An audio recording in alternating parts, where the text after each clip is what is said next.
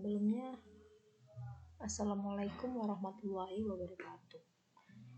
Kami dari kelompok 5 yang beranggotakan Ninda Karina Ardiani, NIM 102-1932, Rio Muhammad Ridho, NIM 102-1942, dan Saiful Rahman, NIM 102-1945.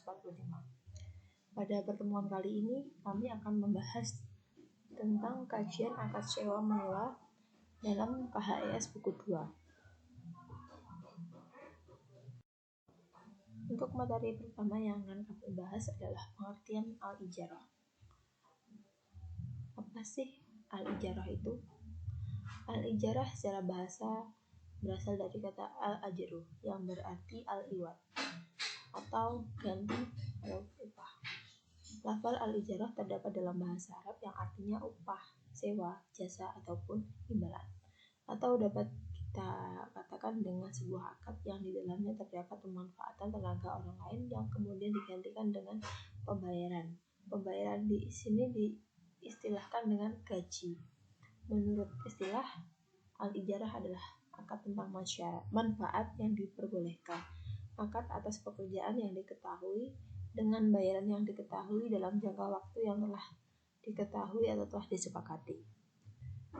Yang ketiga, menurut fatwa DSN MUI tentang akad ijarah adalah sewa antara mu'jir dengan mustajir atau mustajir dengan ajir untuk menukarkan manfaat dan ujroh, baik manfaat dari barang maupun jasa. Sedangkan menurut para ulama, yang pertama menurut ulama Hanafiyah, ijarah adalah tentang suatu manfaat dan pengganti. Sedangkan menurut ulama Hanafiyah, bahwa ijarah adalah akad untuk membolehkan pemilikan manfaat yang diketahui dan sengaja dari suatu zat yang disewa dengan imbalan. Sedangkan menurut ulama Malikiyah dan Hanabilah, ijarah adalah menjadikan milik suatu kemanfaatan yang mubah dalam waktu tertentu dengan pengganti. Selain itu, ada yang menerjemahkan ijarah sebagai jual beli jasa, upah mengupah, yaitu mengambil manfaat tenaga manusia yang ada pada manfaat barang tersebut. Selanjutnya adalah dasar hukum ijarah. Dasar hukum yang digunakan dalam akad ijarah ada 3 macam. Yang pertama, Al-Quran. Dalam Al-Quran memang tidak membahas tentang akad sewa menyewa atau ijarah secara terperinci. Namun, terdapat penjelasan mengenai upah dicantumkan dalam makna tersirat seperti dalam Quran Surat Al-Baqarah ayat 233 dan Al-Kahfi ayat 30. Yang kedua adalah sunnah. Hadis riwayat Ibnu Majah dari Ibnu Umar bahwa Nabi bersabda, A'dul al-ijarah qabla an yajifu marokuh. Artinya, barang siapa mempekerjakan pekerja, beritahukanlah upahnya. Yang ketiga adalah ijma. Sejak zaman para sahabat setelah sepakat bahwa akad ijarah itu diperbolehkan dan tidak ada yang membantah tentang keputusan tersebut. Jadi, berdasarkan nas Al-Quran, sunnah, dan ijma tersebut dapat disimpulkan bahwa hukum akad ijarah itu boleh asal tetap sesuai dengan syarak.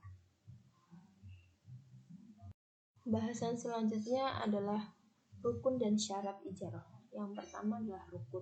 Rukun ijarah dalam buku KHES bab 9 tentang ijarah bagian pertama.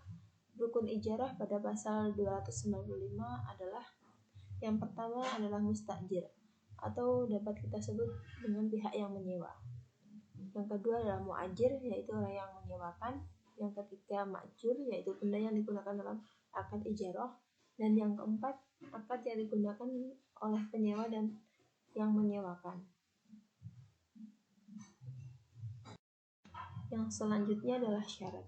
Syarat ijarah terdapat sebagai berikut. Yang pertama, dalam perjanjian tidak boleh ada unsur paksaan.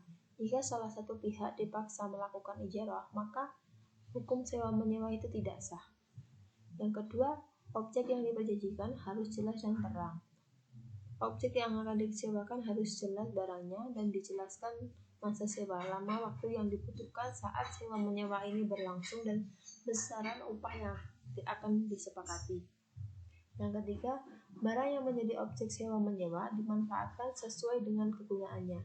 Barang yang dijadikan objek ijarah juga harus bisa dimanfaatkan oleh penyewa sesuai dengan kegunaannya. Jika tidak bisa digunakan, maka hukumnya tidak sah. Yang keempat, imbalan yang diberikan berbentuk harta yang memiliki nilai yang jelas dan diketahui. Selanjutnya akan dijelaskan oleh rekan saya. Poin selanjutnya adalah objek ijarah. Dilihat dari segi objeknya, ijarah dapat dibagi menjadi dua bentuk. Pertama, ijarah yang mentransaksikan manfaat harta benda yang lazim disebut persewaan. Contohnya, menyewa lahan pertanian, menyewa rumah, pertokoan, dan lain sebagainya. Yang kedua, ijarah yang bersifat pekerjaan adalah dengan cara memperkerjakan seseorang untuk melakukan suatu pekerjaan. Contohnya adalah buruh bangunan, tukang jahit, dan sebagainya. Poin selanjutnya yaitu penggunaan objek ijarah. Dalam kompilasi hukum ekonomi syariah, ketentuan tentang penggunaan objek ijarah ada 4. Yang pertama, penyewa dapat menggunakan objek ijarah secara bebas jika akad ijarah dilakukan secara mutlak. Yang kedua, penyewa hanya dapat menggunakan objek ijarah secara tertentu jika akad ijarah tersebut dilakukan secara terbatas. Yang ketiga, penyewa dilarang menyewakan dan meminjamkan objek ijarah kepada pihak lain kecuali atas izin dari pihak yang menyewakan. Kemudian yang keempat, uang ijarah wajib dibayarkan oleh pihak penyewa meskipun benda yang diijarahkan tidak digunakan. Kemudian poin selanjutnya yaitu keberlangsungan objek ijarah. Keberlangsungan objek ijarah adalah meliputi pemeliharaan objek ijarah, tanggung jawab kerusakan, dan nilai serta jangka waktu ijarah. Itu semua diatur dalam kompilasi hukum ekonomi syariah sebagai berikut. Yang pertama, pemeliharaan objek ijarah adalah tanggung jawab pihak penyewa kecuali ditentukan lain dalam akad. Yang kedua, kerusakan objek ijarah karena kelalaian pihak penyewa adalah tanggung jawab penyewa kecuali ditentukan lain dalam akad. Yang ketiga, jika objek ijarah rusak selama masa akad yang terjadi bukan karena kelalaian penyewa, maka pihak yang menyewakan wajib menggantinya. Poin yang keempat, jika dalam akad ijarah tidak ditetapkan mengenai pihak yang bertanggung jawab atas kerusakan objek ijarah, maka hukum kebiasaan yang berlaku di kalangan mereka yang dijadikan hukum. Yang kelima, penyewa wajib membayar objek ijarah yang rusak berdasarkan waktu yang telah digunakan dan besarnya ijarah ditentukan melalui musyawarah. Poin selanjutnya yaitu jenis barang yang diijarahkan. Jenis barang ijarah yang diperbolehkan dalam akad ijarah diatur dalam kompilasi hukum ekonomi syariah sebagai berikut. Yang pertama, benda yang menjadi objek ijarah harus benda yang halal dan mubah.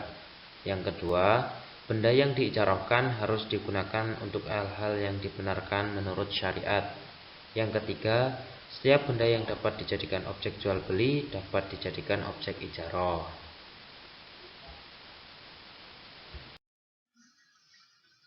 Hak dan kewajiban mujir atau orang yang menyewakan dan mustajir atau penyewa. Hak dan kewajiban dalam ijarah adalah yaitu yang pertama, orang yang menyewakan sesuatu wajib berusaha semaksimal mungkin agar penyewa dapat mengambil manfaat dari apa yang ia sewakan. Yang kedua, penyewa ketika selesai menyewa wajib menghilangkan semua yang terjadi karena perbuatannya, kemudian menyerahkan apa yang ia sewa sebagaimana ketika ia menyewakannya. Yang ketiga, ijarah yaitu akad yang wajib dipatuhi atas dua pihak, mujir dan mustajir.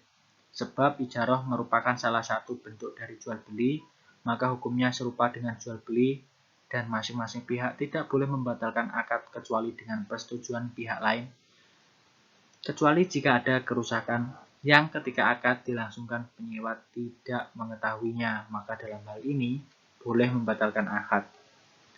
Dan yang nomor 4 yaitu orang yang menyewakan wajib menyerahkan benda yang disewakan kepada penyewa dan memberikannya keleluasaan untuk memanfaatkannya. Apabila ia menghalangi penyewa untuk memanfaatkan benda yang disewakan selama masa sewa atau dalam sebagian masa sewa, maka penyewa tidak berhak mendapatkan bayaran dari penyewaan tersebut atau tidak berhak mendapatkan bayaran secara utuh. Masa pembatalan dan berakhirnya sewa menyewa. Pembatalan perjanjian bisa dilakukan oleh salah satu pihak jika ada alasan atau dasar yang kuat. Adapun hal-hal yang menyebabkan batalnya perjanjian sewa menyewa adalah yaitu yang pertama, terjadinya cacat pada barang sewaan yang terjadi pada tangan penyewa. Lalu yang kedua, rusaknya barang yang disewakan sehingga tidak dapat dipergunakan lagi sesuai dengan apa yang diperjanjikan. Yang ketiga, rusaknya barang yang diupahkan ma'jur alaih yang menyebabkan terjadinya perjanjian, maka akad tidak akan terpenuhi lagi. Dan yang terakhir, terpenuhinya manfaat yang diakadkan atau masa perjanjian sewa menyewa telah berakhir sesuai dengan ketentuan yang disepakati. Pengembangan ma'jur. Ijaroh dikatakan berakhir apabila berakhir waktu ijaroh yang ditetapkan dalam akad. Cara untuk pengembalian ma'jur dilakukan dengan berdasarkan ketentuan yang ada dalam akad. Apabila pengembalian ma'jur tidak ditentukan dalam akad, maka dilakukan dengan kebiasaan. Sekian dari presentasi kelompok kami. Apabila ada kurang lebihnya kami mohon maaf. Assalamualaikum warahmatullahi wabarakatuh.